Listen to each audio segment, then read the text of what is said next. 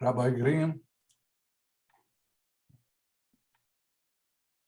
Michael, I'm trying to see if they went on. I'm not giving the DAF this morning because of some surgery, but I'm trying to see if they went on Zoom. I'm going to call somebody in the shiur. Refuah Shalayim. So you don't know, if somebody's, maybe Robert is not there, I don't know. I don't know if Robert's back. He was away. So maybe that's why there's no Zoom. Okay, thank you.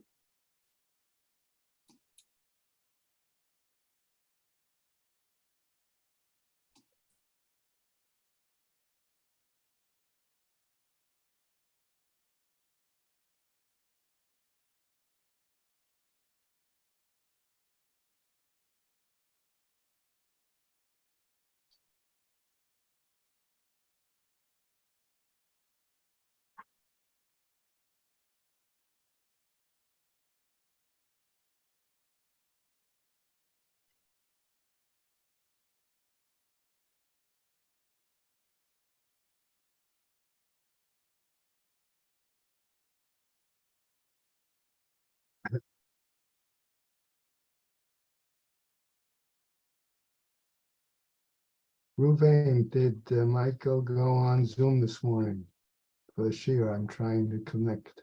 Bye-bye.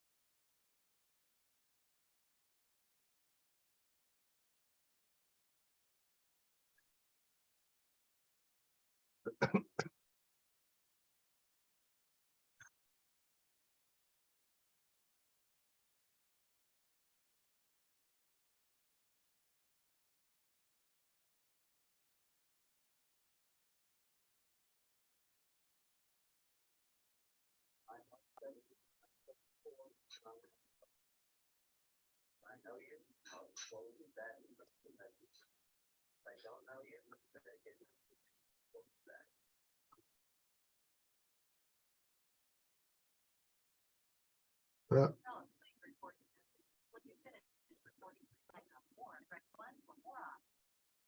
hi, Owen. It's Rabbi Green. Just wasn't sure if you were up in New York already or at the shiur. Wanted to check if Michael was going on Zoom. Bye.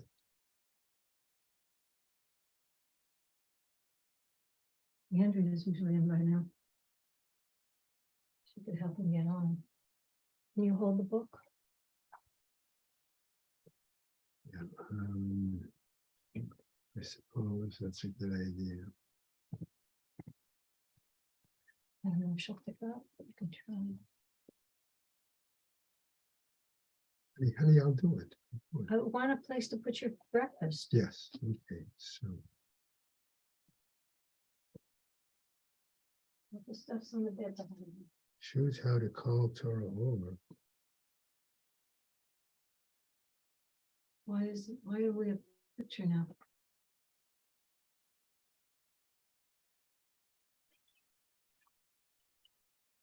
You must be connected to something for the picture. I'm connected to Zoom. Oh, but he's not on. Get your pills.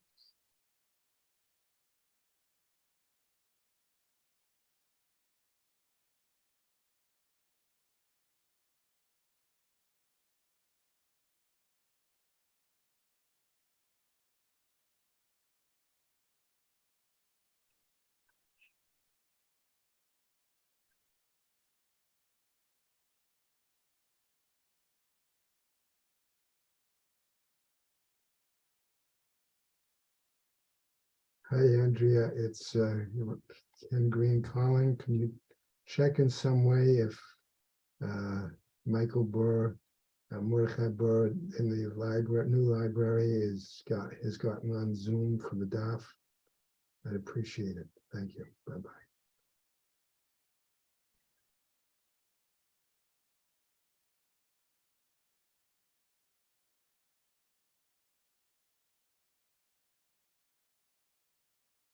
Honey, what pills do you take besides metoprolol?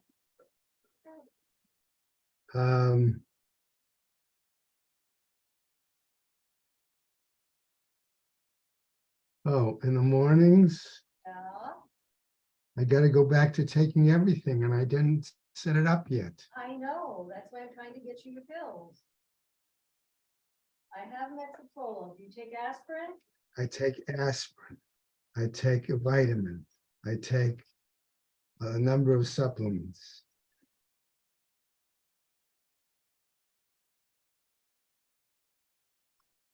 I mean, if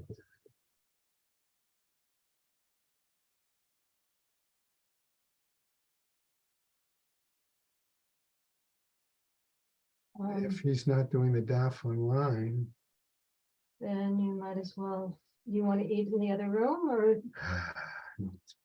okay, what else do I have to get you? okay. I know you want to go, right? I have a few minutes yet, but I'd like to have something to eat also.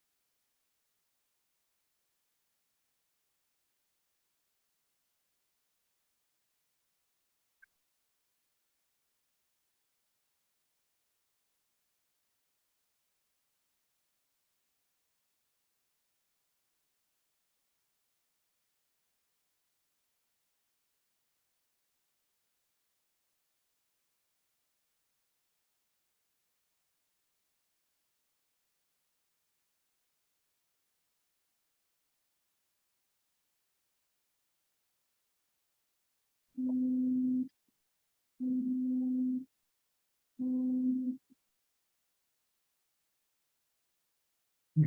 residence? Yeah, Yes, Erwin, you back in New York? I know, back here, back this year. Oh, they didn't get on Zoom? I don't know, I can't get that. All right. Put it on now. So put it, have them put it on now, at least something, yeah. Okay, thanks.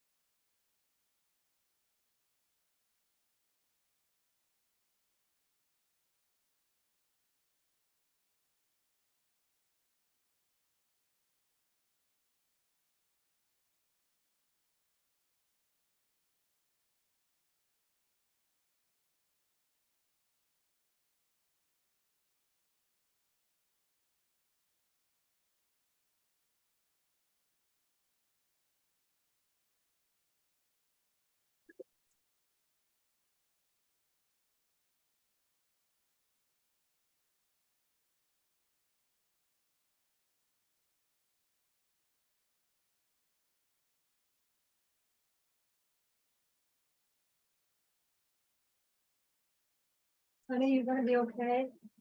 Yeah, I think so. I reached Erwin to have him put this. I don't understand why I don't have any sound.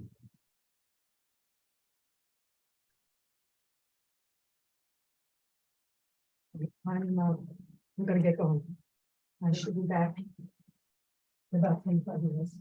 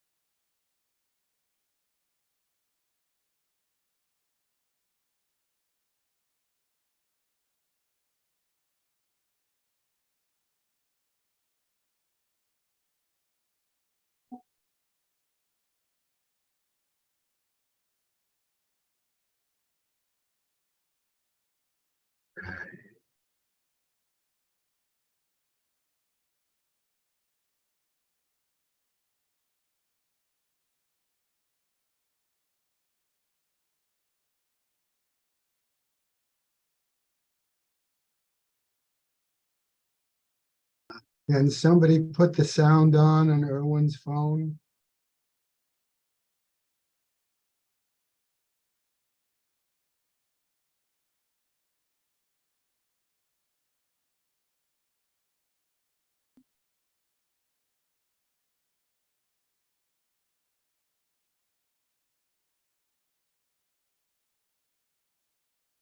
Erwin's phone is still muted.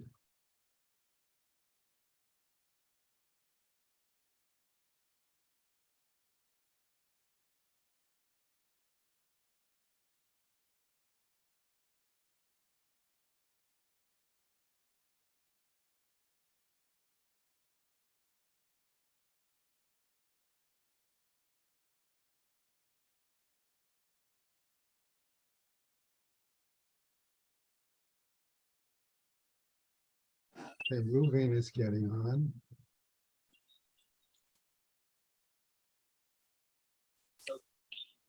Or would you let Hear it now? gangrene eventually destroy your whole body? Okay. Do you hear it now? Very good. Okay. Surgery. How are you feeling, Rabbi Green? Guy, Kitya, Got it. Thank you. says, I'm not so sure you should do the surgery. First of all, you may not get all the gangrene out. Now, this is a metaphor for killing the Jews. They're all So, over. what? They're all over. They're destroying our country. They don't show respect for our gods. They don't honor our culture. They don't bow down to the emperor. You know, these Jews are bad news for Rome. So, and that's the metaphor of this gangrenous foot. So he says, number one, you may not kill them all. You may not get all out the gangrene. And number two, if you cut off the foot, everybody's going to call you gimpy. You know, in other words, people are going to make fun of you that your kingdom is not complete. So the Kaiser says to Kitya, you're right. I'm not going to kill all the Jews. But I have one small problem. We have a rule here in Rome that if you have the chutzpah to contradict the king, penalty is death. So Kitya is given some time to get his affairs in order, and he writes a will giving half his estate to Rabbi Akiva and the other half to the Sanhedrin, to all the rabbis. And now he's being dragged out to be executed when some lady shouts out, if you were circumcised, you'd go straight to heaven. You saved Klal Yisrael. So the guy pretends to trip and he falls down and he uses his teeth to remove his orla so he can get into Olam Haba. So that's that story. Okay, but the key to our part of this story is Rebbe Akiva got half his fortune and he's one of the king's counselors, so he obviously is a rich fellow. Okay. So since we talked about how Rabbi Akiva went from poverty to riches, we're going to talk about another. Rav Gamla, Yehav Arba Zuzeh Disafune. Rav Gamda, I guess, heard about the 4 zuzim Rabbi Akiva gave. So he tries the same shtick. He gives sailors 4 zuzim. That they should bring him back a souvenir. Lo ashkachu, they didn't find anything that they could afford with the 4 zuzim. Asuye le bahon kupa. So finally, toward the end of their journey, they saw a guy peddling a monkey for 4 zuzim, and they bought the monkey. And they figured they'd give Rav Gamda a monkey. Okay? Ishtamit, when they got to shore and they were leaving the ship, the monkey ran away from them. It escaped. Okay? Al Charasa, and the monkey, they were chasing the monkey. The monkey got scared. It jumped into maybe a foxhole, some kind of a cavity in the ground. The monkey goes in. And Chafru Basre, they got shovels and they tried to dig the monkey out. Ashkechuha, the Ravia al Margolis, no, Margolita saw. The monkey was sitting on a pile of pearls. And Aitinun le Kulahain, they brought the entire pile of pearls to Rav Gamda. So again, the Meforshim have a field day with this. If they were genuine shluchim, then they were kind of the monkey on his behalf. And if the monkey was his property and found the pearls, he would be entitled to the pearls. I know some say only half the pearls. Others say they were just acting on their own because they weren't given a specific shlichus, and Rav Gamda wasn't entitled to the pearls, but some of these or all of the sailors were from Jews, and they figured, we'll go lifnei mishuras hadin and we'll give Rav Gamda the pearls. So in any event, if you ever go on a cruise, I would suggest you give a couple of pennies to one of the sailors and ask him to pick you up a souvenir. Okay. Another story. Amrele bas Kaiser Rabbi Yeshua ben Hanania. The daughter of the Kaiser had a conversation with Rabbi Yeshua ben Hanania, who was a not very nice looking person. Torah mefora'a v'chli mechuar. How could such beautiful Torah be contained in such an ugly container? What are you laughing? The story is just that they talk like that to each other. Okay, well, they were, number one, the Rabbanim would go back and forth to Rome. Interestingly, we just had the Parsha of Yaakov and Esau. That's where you learn how to negotiate with the non-Jews. And every time they went to Rome, they would review that Parsha. But in any event, she says, how could such gorgeous Torah be contained in such an ugly vessel?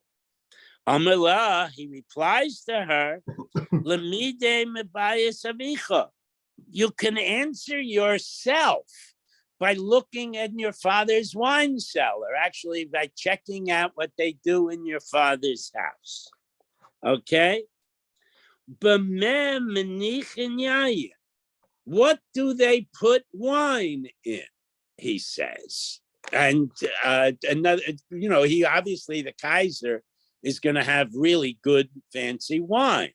But how do they store this precious wine? Okay. Cool. And she says, Bamane de Pachra, in earthenware vessels, in simple glass jars, in modern nomenclature. So Amrullah, he says to her, Kuleyama b'pachra the atun b'monei de pachra. Everybody puts wine in earthenware flasks. Even the cheapest wine is put, even Manischewitz comes in glass jars. Okay, if you want to be so fancy, asan achison b'monei de kaspa de hava. If you want to be so fancy, go take all the wine in your father's wine cellar and put it in silver and gold containers. Okay? So Azlas, she went, Veramis Chamra Bamane Tekaspa Dachava. So she goes and she transfers all the expensive wine into silver and gold containers. Sorry, and the wine soured. Okay, it's interesting if you put high tannin, wine, aged wine, in a silver Kiddush cup, it tastes terrible. That's why some Kiddush cups are gold plated. So apparently the gold would not have soured the wine, but that's the story. Okay, so in any event, sorry, the wine bittered. Amarla. So Rabbi Yeshua ben Hanania says to the girl, Af Araisa K. Torah is similar to fine wine. Okay? Ha'ika Shapshirin V'Gemirin. the less attractive the scholar is, the less he's bothered by people asking him to talk to him, wanting to meet him. Girls don't bother him. He can sit and learn. So she says, but that's not true. There are very good-looking Talmidei Chachamim. For ha'eka shepirin gemirin, there are very nice men who, and they learn too. So Amr Allah, so Rabbi Yehuda says to him, if they were less good looking, have a gamrin and tfei, they would learn better. They wouldn't have any interruptions in their learning. So that's another story. And we now introduce the concept of Torah scholars not being particularly attractive.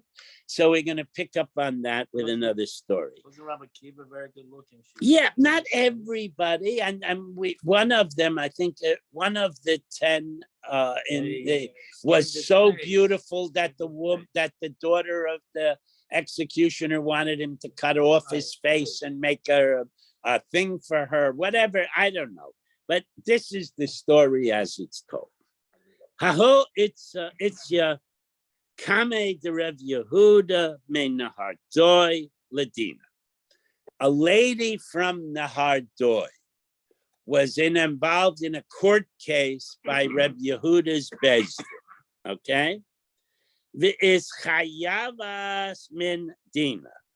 And the court, the Bezdin, found that she lost the case. She was chayav to pay the other party.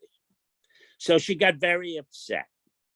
Okay, Amrele, she says to Rabbi Yehuda, Shmuel Rabcha Hachi Danan, do you think for 1 minute your Rebbe Shmuel would have paskined like that?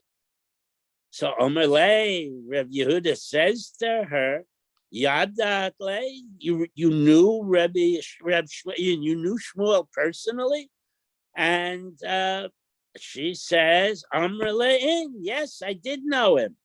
She said, Gutsa, he was a short little guy, Varaba Krese, and he had a huge belly, okay, Ucham, he had dark skin, Varaba Shine, and he had huge teeth. So you might have, okay, this could have simply been descriptive, but she started out by yelling at him, and she obviously is still being very vindictive in her tone of voice in this description. So Omer Law, he said to her, Bazuye Ka'asis, you came to my court to insult my Rebbe? To have a hahu itza b'shmaita, he put the woman in cherim. She still did not retract and try and say, gee, I'm sorry. So upaka umesa, her belly split open and she died. Now, I can't help but think this is a similar death to when a woman is a sota. So I don't know, maybe that's what the case was about. Okay. Now we're getting back to the Mishnah. And if you recall, we had, if you make a neder that you will not eat any cooked food, that was a very broad term, tavshil. You nevertheless is mutter beya turmita. You still can eat beya turmita, these turmita eggs. So the Gemara says, my beya turmita. What exactly are we talking about here? So Omar Shmuel says, Avda da avidle shave alfa dinore, a slave who knows the secret of cooking beitza turmita has a market value of 1,000 golden denarii. And now how do you make it? Umalele alpha zimne b'maya chamima, v'alpha zimne b'maya kirire, You first boil the egg in boiling water, then you plunge it into ice water, and you repeat the process 1,000 times. And what happens?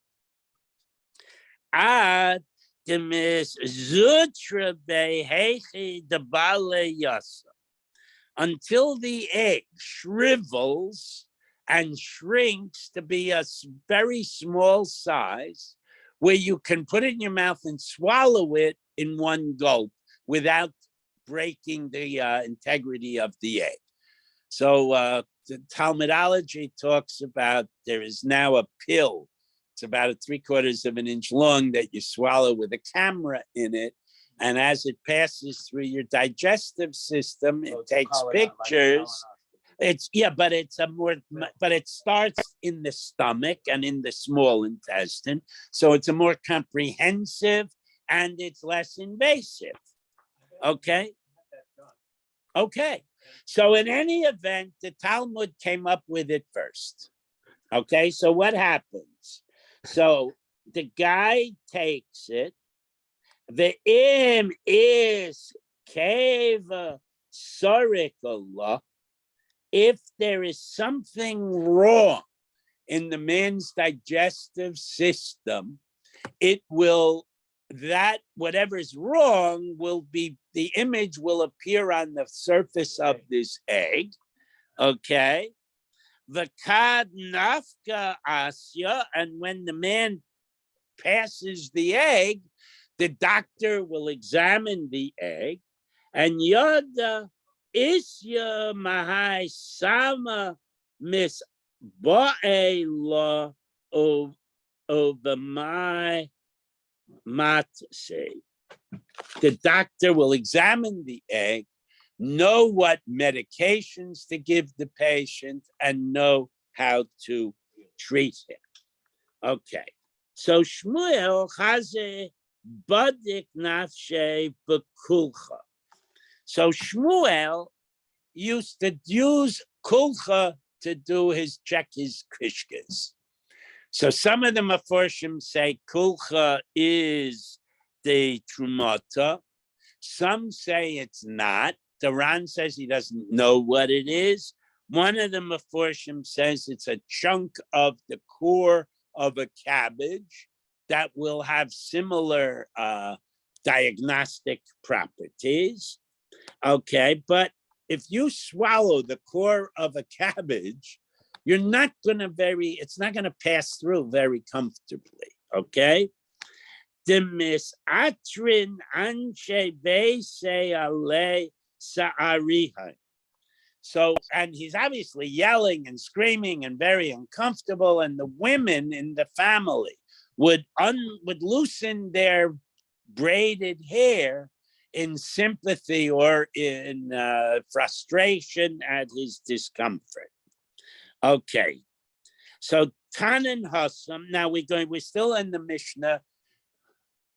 There is a concept that if an animal or a human workman is working in a field, it would be cruel not to let him nibble. So if you're picking oranges, you're allowed, the boss can't prevent you from eating the occasional orange. Okay? So now we're going to limit, the Mishnah is going to limit that rule. Tanan Hassam, we learn it in a Mishnah. Now, in some places, it's with a bays, bilufsin. Some places, it's kilufsin. There are other forms of the word. But in any event, they're a certain type of fig. Lo achol benos sheva. You're not allowed to go to the second row of trees and eat a benos sheva fig while you're harvesting blufsin.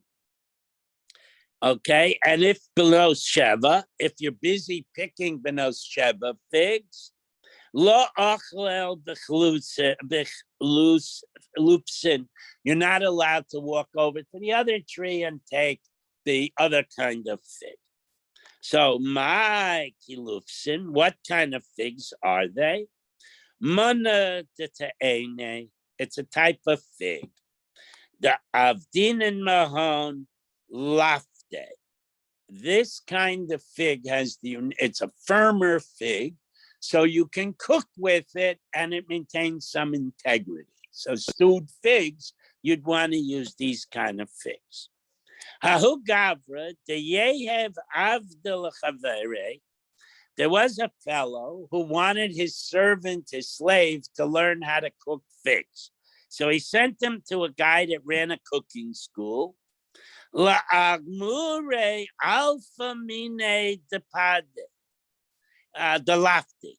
He went to try and to find out how to cook 1,000 food preparations with these figs. Okay? And Agmare Tamne Meya. The cooking school only taught him 800 recipes. Nebuch. Okay? So Azamne Ledina the Kame Rebbe. So the owner of the slave goes to court to sue the owner of the cooking school that you cheated. It was a fraud. I paid for 1,000 recipes and you only taught my slave 800 recipes. So Rebbe, who was one of the richest men in the world, would come along and he says, Omer Rebbe commented, Avosenu Amru Nasinu Toiva. Our forefathers commented that there were luxuries that we've forgotten about. The anu afilu be'einenu lo re'inu. But I, who am one of the richest men in the world, never even saw such a concept as 1,000 recipes with a bunch of figs. So, okay.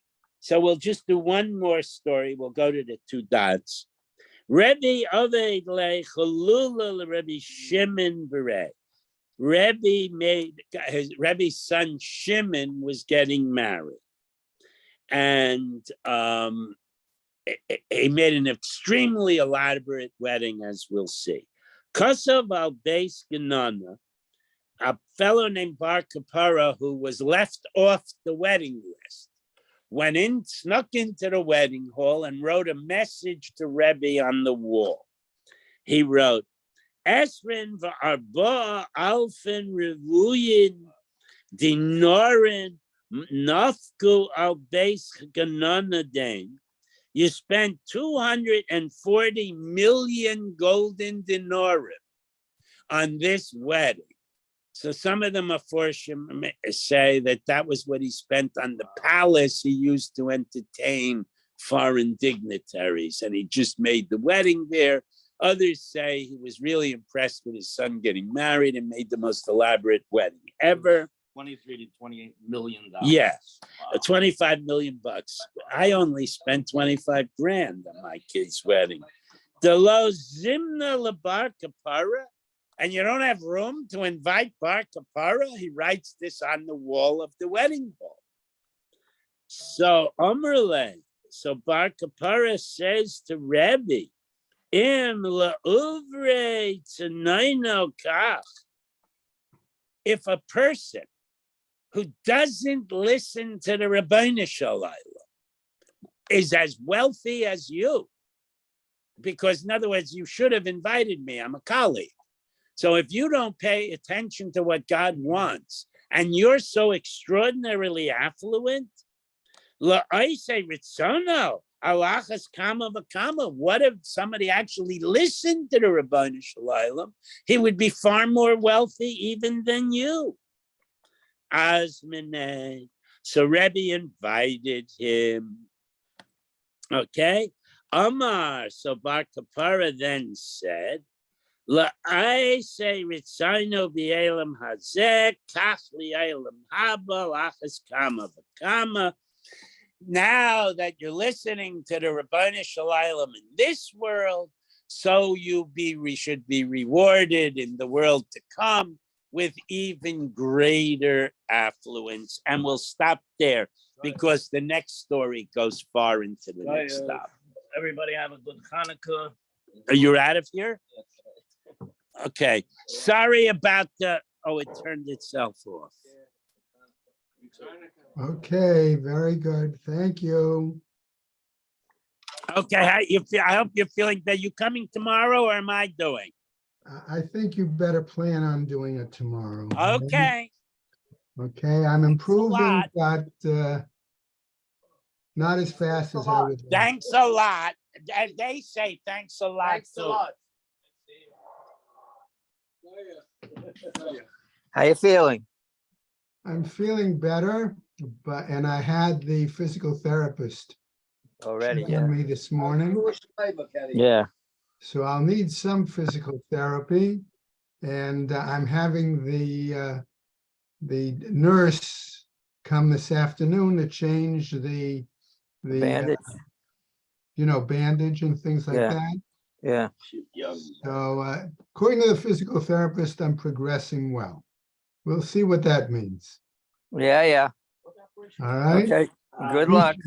Appreciate care. you having connected it up, Erwin. Thanks a lot. Okay, bye.